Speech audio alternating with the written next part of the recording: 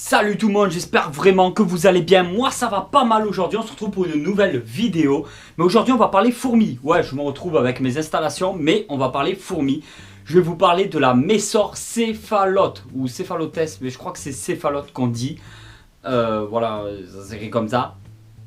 Je voulais vous en parler parce que déjà de une, on me l'a demandé. De deux, je commence à en voir sur pas mal de sites de vente. Et de trois, le prix reste quand même assez exorbitant. Pourquoi? Je postillonne. On va revoir dès le début la base. Alors déjà, c'est une fourmi qui est très rare en captivité.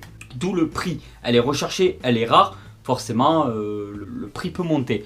On la retrouve entre 200 et 500 euros sur internet. Le moins cher que j'ai vu c'était 200, le plus cher que j'ai vu c'était je crois 490 ou 499 euros. Presque 500 balles pour une jean avec quelques ouvrières. Ça fait vraiment mal au fion. Alors pourquoi les prix sont comme ça? Parce que déjà comme je vous l'ai dit, elle est quand même assez rare à l'élevage. C'est une fourmi africaine qu'on retrouve au Kenya et en Tanzanie la plupart du temps, même si on peut la retrouver dans d'autres régions aussi. Alors ce que j'adore, c'est que c'est pour tous les fans de Messor, c'est quand même la Messor la plus grosse qui existe au monde, ou qui a été recensée à l'heure actuelle, parce que au moment où je pose sa vidéo, s'il faut, il y a un mec, je sais pas où dans le monde, qui va trouver une Messor encore plus grosse et qui va lui donner un nom bizarre.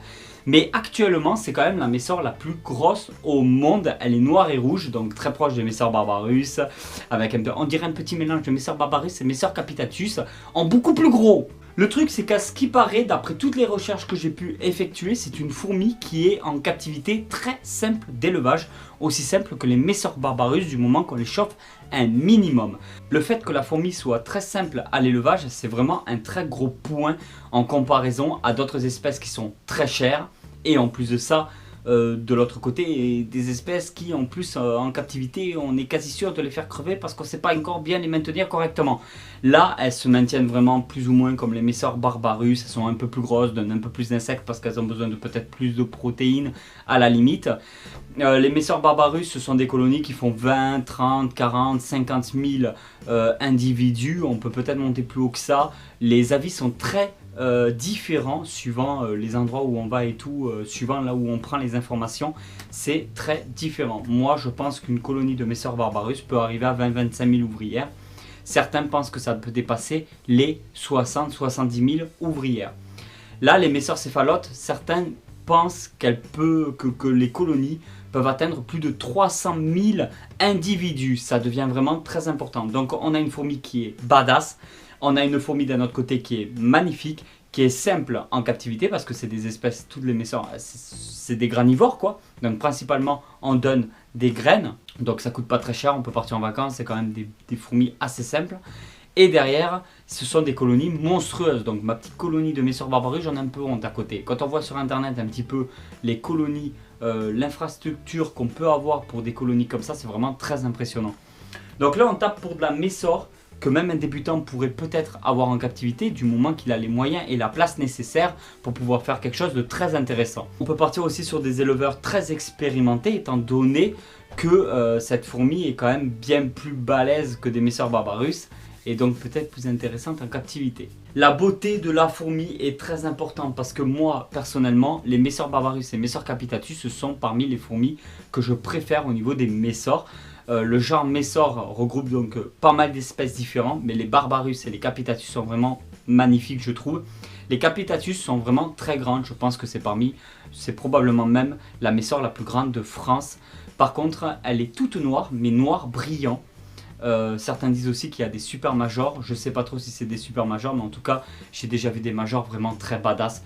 Et d'un autre côté, les Messor barbarus qu'on retrouve sur tout le pourtour Méditerranée, je les trouve simplement magnifiques parce que la plupart ont une tête bien rouge au niveau des majors. On peut avoir certaines jeans qui ont quand même pas mal de rouge comparé à d'autres jeans qui pourraient en avoir moins. Les Messor barbarus sont aussi brillants, donc un petit rouge cerise assez brillant, c'est assez sympa aussi. Mais c'est que sur la tête de certaines ouvrières et la jean qui peut avoir de la coloration.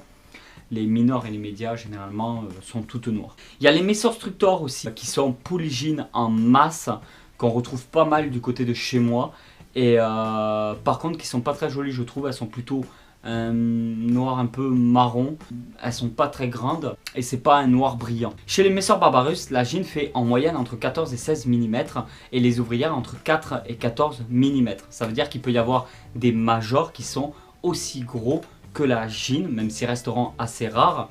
Et derrière ça, on peut avoir des ouvrières vraiment très petites, de 4 mm, mais des très grosses ouvrières derrière. Parce qu'il y a bien les minors, les médias et les majors chez les Messor Barbarus. Alors ça, c'est un titre de comparaison, je te parle des Barbarus, parce qu'elle est très connue.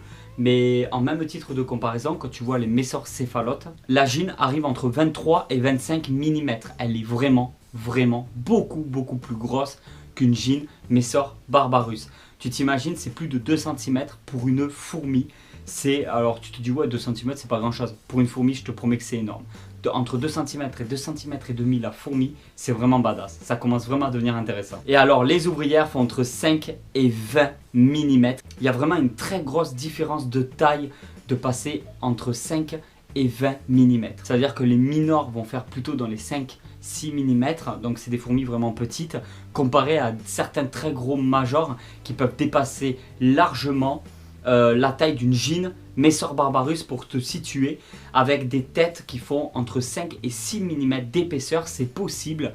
Donc on a vraiment des têtes énormes sur des corps, et là c'est des machines de guerre quoi. C'est vraiment super intéressant. C'est vraiment une fourmi qui m'aurait beaucoup intéressé, mais pour deux raisons, je ne l'aurais pas en captivité. Déjà le prix, moi je suis désolé, je ne mets pas 200, 300, 400 ou 500 balles dans une gyne. J'ai déjà mis 200 balles et ça fait bien mal aux fesses, surtout quand on la voit mourir. Donc non merci. Alors quand on voit certains sites qui la proposent entre 400 et 500 euros, alors là c'est complètement exorbitant. Moi je ne trouve pas la moitié de 1000 balles dans une gyne.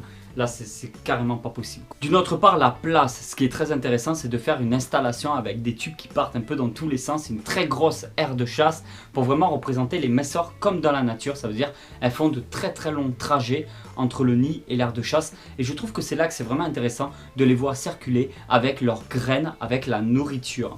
Ça, c'est vraiment le côté qui m'aurait beaucoup intéressé. Mais alors, pour faire ça, tu as compris qu'il faut de la place. Après, de la place au niveau des nids. Bon, les nids vont pas prendre non plus énormément de place. On peut les empiler les uns dans les autres, suivant les nids que c'est.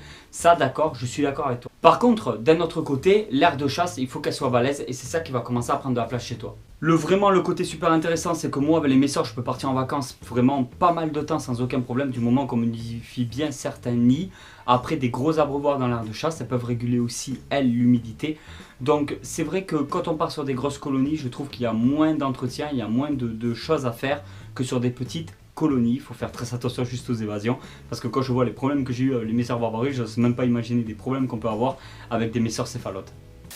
Et voilà tout le monde, j'espère vraiment que cette vidéo vous a plu. Si cette vidéo vous a plu, vous pouvez toujours laisser votre meilleur like, votre meilleur commentaire. Et je vous dis à très vite pour une nouvelle vidéo. Allez tout le monde, ciao ciao!